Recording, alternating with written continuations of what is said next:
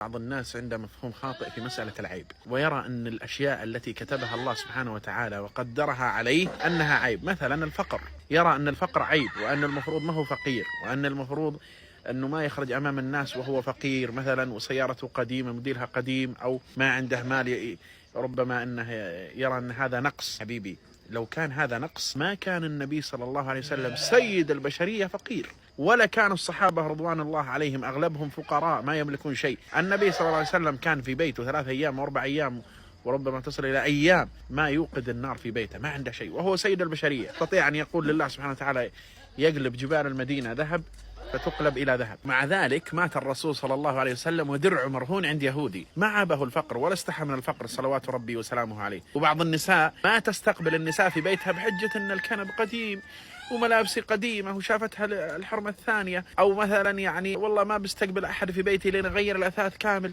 لا، هذا خطأ. غيرك ما عنده هذا الكنب، وغيرك ما عندها إلا الملابس اللي تلبسها، وغيرك ما عندها لا زوج ولا عندها بيت. فالحمد لله على النعمة، احمدوا الله ولا تستحوا مما أعطاكم الله. العيب اللي هو إنك تأتي المحرمات وترتكب مثلا، تكثر من الكذب وتأخذ أموال الناس بالباطل، وتأتي ما نهاك الله عنه وتجتنب ما أمرك الله سبحانه وتعالى به. هذا هو العيب.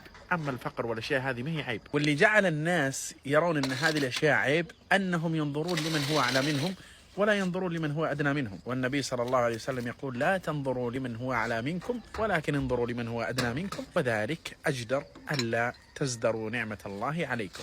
فلا تستحي من هذه الأشياء اللي مقدرة ومكتوبة عليك، ما دام أنها تمشي مشها وربك حلة.